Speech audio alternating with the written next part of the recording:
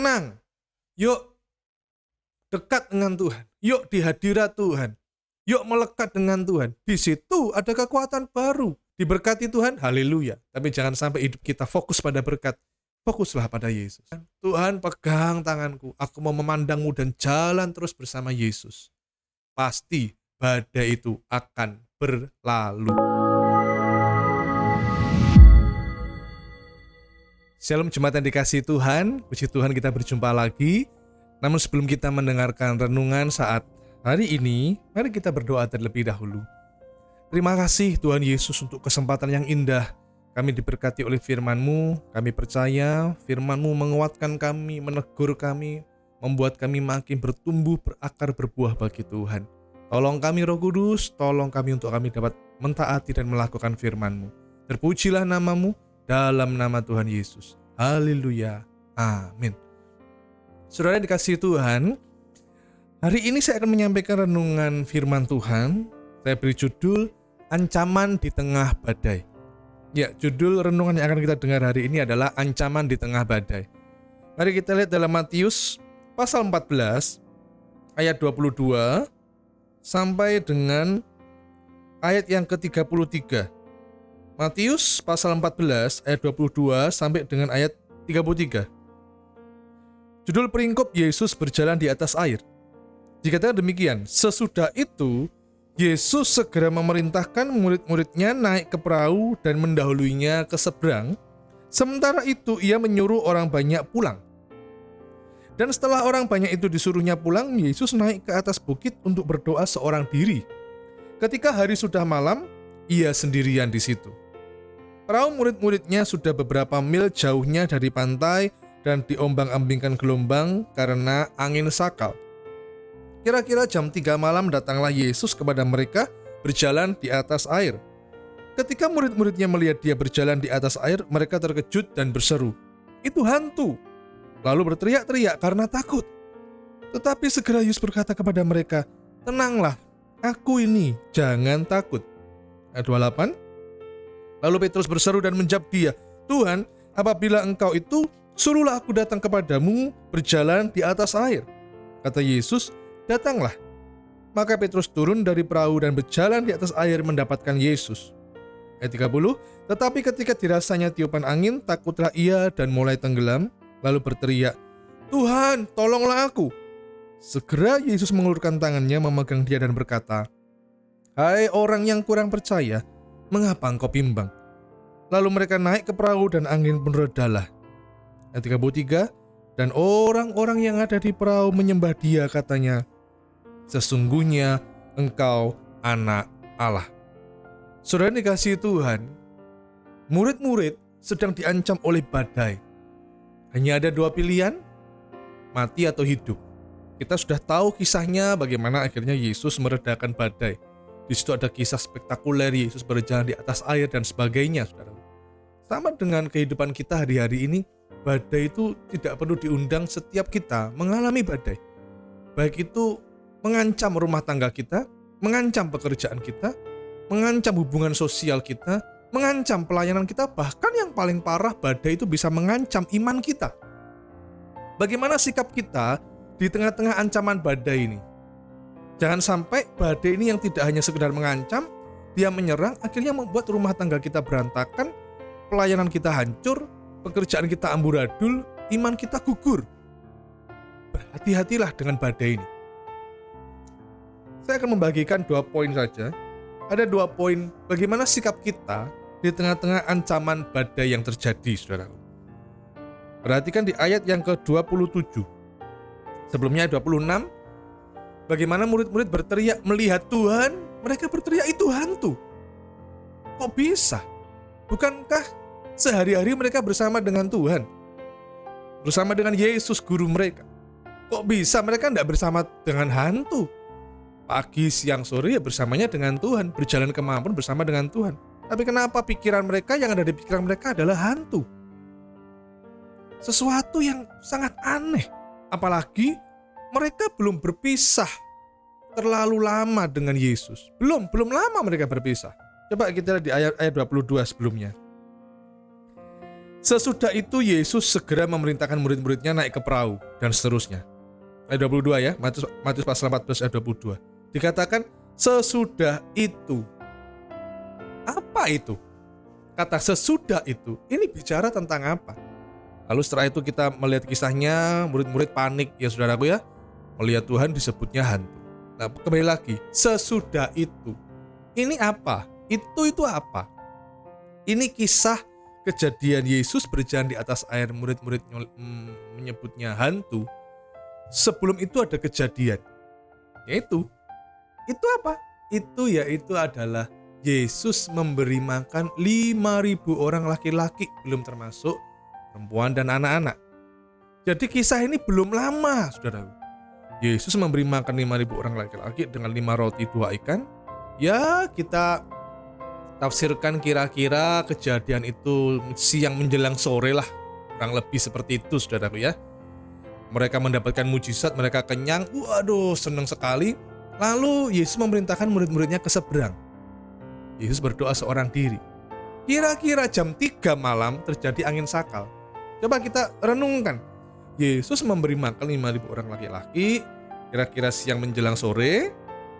Lalu Yesus memerintahkan murid-murid ke seberang. Jam 3 malam ada angin sakal. Jadi ini perpisahan Yesus dengan murid-muridnya. Belum lama, belum 1 hari. Ya mungkin saya tafsirkan bisa baru 10 jam atau 12 jam. Belum 1 hari.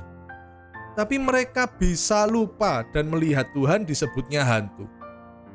Kenapa? Karena pikiran mereka sedang kacau. Kenapa pikiran mereka kacau? Karena mereka panik. Kenapa mereka panik? Karena ada badai yang mengancam mereka, sehingga membuat mereka tidak tenang. Belum lama berpisah dengan Tuhan, kok sudah tidak tenang? Makanya nasihat pertama yang Yesus katakan adalah, saya senang sekali ayat 27 ada tertulis, tetapi segera Yesus berkata kepada mereka. Garis bawahi kata-kata, tetapi segera. Ingat, nanti Petrus hampir tenggelam. Di situ ada tertulis, segera Yesus menolong. Segera Yesus mengulurkan tangannya. Saudara, saya percaya mungkin hari-hari ini engkau sedang diancam dengan badai yang begitu kuat, yang membuat kita mungkin tidak betah, emosi, membuat kita lemah. Baik secara iman, rohani kita lemah, jasmani kita lemah. Percayalah, Yesus segera menolongmu. Kembali ke ayat 27. Yesus segera apa? Begitu murid-muridnya panik. Ini nasihat pertama. Bagaimana sikap kita di tengah-tengah badai yang mengancam? Yang pertama, tenang. Harus tenang. Yesus mengatakan di ayat 7, tetapi segera Yesus berkata, segera Yesus berkata kepada mereka, tenanglah, aku ini, jangan takut. Tenang. Orang yang tidak tenang bisa tambah cilaka. Orang yang tidak tenang bisa mengambil sebuah keputusan yang salah. Orang yang tidak tenang, paniknya menjadi-jadi. Saya pakai bahasa sehari-hari itu gopoh, bingung gimana jalan keluarnya, gimana caranya. Akhirnya dia malah jatuh, dia malah cilaka. Dalam berumah tangga suami istri ada perselisihan. Kalau tidak tenang, dua-duanya emosi, dua-duanya marah. Akhirnya mengambil sebuah keputusan yang sangat fatal, yang sangat-sangat berbahaya. Kenapa? Tidak tenang. Di dalam pekerjaan, kita mau deal dengan rekan kerja. Kita mau mengadakan sebuah kesepakatan. Tapi karena tidak tenang, pikirannya hanya cuan, pikirannya hanya mengejar untung. Akhirnya kita malah buntung. Maunya untung, malah rugi. Kenapa? Karena tidak tenang dalam mengambil sebuah keputusan. Dalam hal apapun, saudara. Kerjaan, dalam hal pelayanan, dalam hal apapun kita disuruh tenang. Mengapa? Karena di dalam tenang itu ada kekuatan. Di dalam Yesaya pasal 30 ayat 15. Di bagian akhir, saudaraku ya. Yesaya pasal 30 ayat 15, di bagian akhir dikatakan, dalam tinggal tenang dan percaya terletak kekuatanmu. Kekuatan kita surut lemah. Kenapa? Karena kita mencoba daya upaya kita. Kita tidak tenang, kita panik, mencoba dengan cara kita. kita tidak mau tenang dekat dengan Tuhan, akhirnya ya kita tidak mendapatkan kekuatan. Sebaliknya kalau kita mencoba tenang, yuk dekat dengan Tuhan, yuk di hadirat Tuhan, yuk melekat dengan Tuhan. Di situ ada kekuatan baru. Tuhan berikan ketenangan, Tuhan berikan kekuatan, Tuhan berikan ada pengharapan. Coba lihat, murid-murid, mereka panik, tidak tenang. Mereka melihat Tuhan harusnya sebagai solusi, jalan keluarnya. Mereka melihat, oh itu jalan keluar kita datang. Tuhan berjalan di atas air. Tapi karena mereka tidak tenang, mereka tidak melihat solusi. Mereka tidak melihat jalan keluar. Bahkan mereka malah mengatakan, itu hantu. Orang yang tidak tenang, di tengah-tengah badai, bila kita tidak tenang, kita tidak bisa melihat solusi. Kita tidak bisa melihat jalan keluar. Sebenarnya jalan keluar itu sudah ada, yaitu sudah sediakan. Bagi orang-orang yang mendekat pada Tuhan, Tuhan pasti menuntun ke jalannya. Ada solusi. Caranya ajaib. Nggak usah bingung bagaimana caranya. Asalkan dekat dengan Tuhan, tenang saja. Percaya saja. Terletak kekuatanmu. Maka caranya yang ajaib. Dia yang bertindak membuat kita bisa mendapatkan solusi. Sebaliknya kalau kita tidak tenang, kita malah dihajar oleh badai itu. Kita tidak tenang, kita malah bak belur. Dihajar, dihimpit, ditekan oleh badai yang ada. Saudara, satu saat ada seseorang yang tidak bisa tidur, susah tidur karena dia merasa di kolong ranjangnya itu ada ular. Tiap malam dia lihat ke bawah, tidak ada ularnya. Besoknya malam lagi dia merasa di kolong ranjang ini ada pencuri, jangan-jangan. Dia lihat ke bawah, tidak ada. Dia tidurnya gelisah. Besoknya lagi dia merasa, duh jangan-jangan nanti di kolong ranjang ada kalajengking. Jangan-jangan ada binatang apa. Jangan-jangan nanti, aduh gimana. Dia khawatir sekali. Membuat dia tidak nyaman dalam tidur. Kurang tidur, kesehatannya merosot saudaraku akhirnya. Takut dia, tidak tenang. Waktu mau tidur aja seharusnya bisa enak, gak jadi enak. Akhirnya setelah berminggu-minggu, bahkan hampir 1 bulan dia mengalami itu, dia datang ke psikiater. Dan dia konsultasi ke psikiater bagaimana, lalu diberi obat, diberi langkah-langkahnya dan sebagainya supaya bisa tidur enak. Pertemuan pertama tidak membuahkan hasil. Oleh psikiater disuruh datang lagi. Sampai kontrol kesekian kalinya, tiba-tiba orang ini tidak datang lagi ke psikiater. Tidak ada pembicaraan lebih lanjut, sudah tidak ketemu lagi. 1 tahun berikutnya, psikiater ini ketemu dengan orang yang susah tidur itu di mall. Dan ditanya, loh masih ingat saya? Oh ingat. Gimana sekarang? Sudah enak tidurnya? Oh sudah enak. Oh gimana kok? Ceritanya apa? Sekarang tidurnya sudah enak? Ya apa caranya? Gitu. Yang psikiater ini memancing. Gimana kok bisa tidur enak? Maka orang ini yang susah tidur awalnya itu gak enak tidur dan akhirnya bisa tidur, cerita, saya datangkan Pak Pendeta. Pak Pendeta mendoakan saya di rumah saya. Lalu sang psikiater, terus masa hanya gitu aja? Pasti perlu dong, jiwa ini perlu ditenangkan juga. Tidak apa-apa, datang lagi aja ke saya. Lalu orang ini berkata, tapi pendeta itu tidak hanya mendoakan saya. Pendeta itu izin masuk ke kamar saya.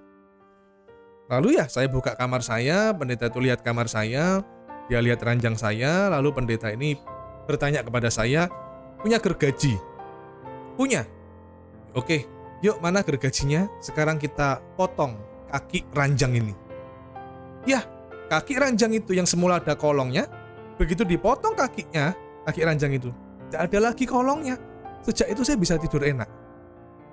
Saudara menangkap pesan ini? Sederhana. Solusinya potong aja kaki ranjangnya. Tidak ada kolong lagi, selesai. Tidak ada lagi yang perlu ditakutkan. Dan Tuhan memberkati istirahat orang ini. Tidurnya sangat nyenyak disertai Tuhan. Sederhana, tapi karena panik, karena tidak tenang, tidak bisa melihat solusi. Solusinya sederhana, saudara. Yuk kita tenang. Badai ada. Nggak ada orang yang hidup tanpa badai. Semuanya ada. Tenang, saya kalau boleh ngomong, kalau kaum muda itu bilang stay cool bro. Tenang bro, stay cool. Tenang ya. Jangan panik, jangan marah, jangan emosi dulu yang dimajukan. Jangan. Tenang dulu di hadirat Tuhan. Ya, yang kedua, di dalam ayat 30, Matius pasal 14 ayat 30, tetapi ketika dirasanya tiupan angin, takutlah ia dan mulai tenggelam lalu berteriak, Tuhan tolonglah aku. Petrus ini ya, ayat 31, nah ada tertulis di situ ayat 31, segera Yesus mengulurkan tangannya dan memegang dia. Sekali lagi saya katakan, persoalan saudara apa? Datang mendekat pada Tuhan, segera dia pasti menolong. Saudara, poin yang kedua, bagaimana sikap kita di tengah ancaman badai? Lihat Petrus, ketika dirasanya, apa kaitannya Pak Bambang? Ayat 30, ketika dirasanya tiupan angin. Kita tahu, saya bacakan sekali lagi ya. Matius pasal 14 ayat 30. Tetapi ketika dirasanya tiupan angin, takutlah ia dan mulai tenggelam lalu berteriak, Tuhan tolonglah aku. Mari kita ambil sedikit-sedikit, kita mundurkan sedikit-sedikit. Kapan Petrus mulai berteriak, Tuhan tolong aku? Kapan? Terjadi itu saat Petrus mulai tenggelam. Coba kita tanya lagi ya. Kapan Petrus mulai tenggelam? Saat ia takut. Kapan ia takut? Ketika dirasanya tiupan angin. Jadi sebab utamanya adalah ketika dirasanya itu.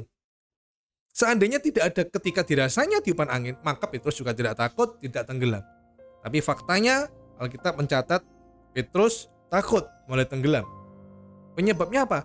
Penyebabnya adalah Petrus merasa ada tiupan angin. Nah saudaraku, saya belum menyampaikan poin kedua ini, masih pengantarnya saudaraku ya. Saya tidak banyak, hanya 2 poin. Kata-kata ketika dirasanya, dirasa, itu dalam bahasa Inggrisnya feel. Seharusnya rasa itu feel. Tapi kalau saudara lihat di dalam Alkitab King James Version, bukan kata-kata di bahasa Inggrisnya di ayat ini bukan feel, tapi saw. S-A-W. Jadi bukan feel, tapi saw. Saw itu apa? Saw itu adalah melihat. Saudara masih ingat dulu kita belajar bahasa Inggris, ada kata kerja verb 1, verb 2, verb 3. Seingat saya, verb 1 see, verb 2 saw, verb 3 seen. Verb 1 verb 1 see itu adalah melihat sekarang ini. Melihat sekarang. Kalau saw, verb 2 itu melihat masa lampau, sudah berlalu. Nah, kata-kata di dalam Matius 14 ayat 30, Petrus bukan feel tapi saw. Saw apa? Saw tiupan angin. Melihat lampau, sesuatu yang sudah berlalu, dia melihat yang berlalu. Oke, tahan dulu sampai di sini. Ya. Padahal sebelumnya Petrus melihat apa? Sebelumnya itu Petrus melihat apa? Dia menantang Tuhan. Tuhan, apabila engkau itu suruhlah aku datang kepadamu berjalan di atas air. Waktu Petrus menantang Tuhan, dia melihat Tuhan. Dan Tuhan menanggapi tantangan Petrus. Ayo, datang Petrus, datang. Sejak itu Petrus turun dari perahu. Dia tidak gubris teman-temannya berteriak-teriak karena takut. Dia tidak gubris angin sakal, gelombang laut yang tinggi, perahu yang terombang-ambing. Oh, tidak gubris dia. Dia melihat Tuhan. Dan karena dia melihat Tuhan, dia bisa berjalan di atas air. Namun di tengah-tengah, dia mulai goyah. Dia tidak lagi melihat Tuhan, dia melihat yang lampau. Artinya apa? Memorinya terulang lagi. Loh, kok saya ada di sini? Loh, oh iya, teman-temanku berteriak-teriak karena hampir mati itu tenggelam. Ingat lagi dia. Loh, perahu terombang-ambing. Ingat lagi dia, sesuatu yang sudah lampau. Angin sakal membuatnya tidak lagi melihat Tuhan. Dia mengingat atau melihat yang lampau dan itu membuatnya tenggelam. Poin kedua yang terakhir, bagaimana sikap kita di tengah-tengah ancaman badai? Tetap fokus melihat Tuhan. Tetap fokus melihat Tuhan. Saudara dikasih Tuhan, setiap kita punya memori masa lampau. Memori masa kecil, ada yang bahagia. Dulu waktu saya kecil saya main layang-layang. Kalau sekarang mainnya gadget, HP. HP dulu waktu kecil main layang-layang, main kelereng, ya kan? Main peta umpet dan sebagainya, saudaraku ya. Kalau yang perempuan mungkin main lompat tali, bongkar pasang, main masak-masakan dan sebagainya. Kita punya memori. Tapi juga ada memori-memori yang menyedihkan. Kita pernah dikhianati orang, kita pernah direndahkan orang, kita pernah disakiti orang, dan sebagainya. Kita pernah ditipu orang, saudara. Kita pernah gagal. Entah itu di dalam rumah tangga, dalam pekerjaan, dalam pelayanan, studi, dan sebagainya. Masing-masing kita mengalami masa lalu, ada yang bahagia, ada yang menyedihkan. Tuhan mau kita terus melihat Tuhan, melihat masa depan. Jangan tinggal dalam masa lalu. Orang yang tinggal dalam masa lalu, dia tidak akan bisa mencapai masa depan yang penuh harapan. Kenapa? Karena dia tinggal terus di masa lalu. Dia merenungi nasibnya. Dia nelongso, menyesali, hanya mengasihani diri sendiri. Tinggalkan itu. Kalau mungkin dulu ada orang yang menyakiti engkau, ampuni. Karena itu yang diajarkan Tuhan. Kalau ada orang yang merendahkan engkau, ampuni. Itu yang diajarkan Tuhan. Melihat Tuhan ke depan, artinya kita tinggalkan masa lalu. Itu sudah berlalu. Mari kita perbaiki, saudara. Dengan dekat dengan Tuhan, berjalan ke arah Tuhan. Gak usah gobres ke kanan kiri, gak usah bingung. Nanti gimana, ya apa caranya, gak usah bingung. Yang penting, lihat Yesus, percaya Yesus ada bersama kita. Lihat firman-Nya, janjinya dia tidak meninggalkan kita. Dalam kitab Ibrani, aku sekali-kali tidak akan membiarkan engkau, aku sekali-kali tidak akan meninggalkan engkau. Percaya itu, saudara. Jangan kita bingung dengan sekarang, bingung dengan yang lalu, saudara. Kapan majunya kalau kita ini hanya terus melihat masa lalu?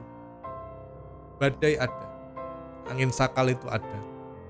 Orang-orang yang berteriak-teriak ketakutan banyak. Bahtera rumah tangga yang terombang-ambing seperti tadi, perahu yang mungkin hampir tenggelam, hampir terbalik, ada. Semua kita pernah mengalami hal-hal seperti itu. Tapi sedikit sekali orang yang tetap fokus kepada Tuhan. Yang luar biasa adalah waktu Petrus mau tenggelam, Yesus segera mengulurkan tangannya dan mengangkat Petrus. Pertanyaannya adalah, waktu Petrus berjalan sendiri, dia bisa tenggelam. Tapi saat dia dipegang oleh Tuhan, apakah bisa tenggelam lagi? Tidak bisa. Waktu Petrus sudah dipegang oleh Tuhan, Petrus tidak jalan di atas air sendirian, tapi dia berjalan di atas air bersama Yesus. Tuhan, Allah yang membuat mujizat itu. Sampai naik perahu. Tuhan memegang kita, tidak setengah-tengah, tidak hanya setengah-setengah, tapi sampai selesai, asalkan kita mau dipegang oleh Tuhan. Jangan kita dipegang oleh Tuhan, kita masih menoleh ke belakang. Ayo maju, saudara. Perbaiki hal-hal yang dulu mungkin kita pernah jatuh dalam dosa. Mari bertobat. Kembali, kita gagal dalam berumah tangga. Ayo bangun, saudaraku. Dalam pekerjaan, dalam keuangan, dalam apapun, juga termasuk dalam hal iman. Kita mungkin pernah mengecewakan Tuhan, menyakiti hati Tuhan. Oke, itu masa lampau. Semua orang pernah berbuat kesalahan. Tapi ayo, pegang Tuhan. Tuhan, pegang tanganku. Aku mau memandangmu dan jalan terus bersama Yesus. Pasti badai itu akan berlalu. Ada sebuah lagu lama. Sangat lama lagu ini. Sederhana sekali lagunya, tapi sangat memberkati. Lagu itu begini, saudaraku. Pandang terus padanya, jangan menoleh, jalan terus. Jangan pandang salah orang lain, pandang saja Yesus. Pandang terus padanya, jangan menoleh, jalan terus. Jangan pandang salah orang lain, pandang saja Yesus. Pandang terus pada Yesus. Pandang terus pada Yesus. Jangan sampai kita ini butuh pertolongan Tuhan, butuh berkat Tuhan, sudah diberkati Tuhan, kita tidak fokus lagi sama Tuhan. Kita tidak lagi setia beribadah, tidak lagi setia berdoa. Dulu waktu masih belum apa-apa, kesulitan, deket sama Tuhan, fokus melihat Tuhan, fokus melihat Tuhan. Begitu hidupnya diberkati, tidak fokus pada Tuhan, tapi fokus pada berkat. Hati-hati, hati-hati dengan siasat licik iblis. Hati-hati. Yuk pandang Yesus terus. Diberkati Tuhan, haleluya. Tapi jangan sampai hidup kita fokus pada berkat. Fokuslah pada Yesus. 2 poin yang saya sampaikan, sikap kita di tengah-tengah badai yang mengancam kita, bagaimana? Yang pertama, tenang. Jangan panik, jangan gugup, tenang di hadirat Tuhan. Lihat, Tuhan menyediakan solusi. Yang kedua, terus pandang Yesus. Lihat janji firman-Nya, percaya, pegang Dia, maka kita bisa melalui badai kehidupan. Amin untuk firman Tuhan. Mari kita berdoa. Tuhan Yesus, terima kasih. Firman-Mu menguatkan kami, membuat kami tenang. Badai boleh saja silih berganti berdatangan, tapi Tuhan tidak pernah tinggalkan kami. Kami juga tidak mau jauh dari Tuhan. Terus pegang tangan kami Tuhan. Kami terobos segala badai yang mengancam kami, dan kami pasti mendapatkan kemenangan yang Tuhan berikan. Terima kasih. Terpujilah nama Tuhan. Kami bersyukur Tuhan, firman-Mu sudah memberkati kami. Pimpin hidup kami Roh Kudus, tuntun kami. Makin hari kami makin berkenan di hati Tuhan. Terpujilah nama-Mu dalam nama Tuhan Yesus. Haleluya. Amin. Tuhan Yesus memberkati.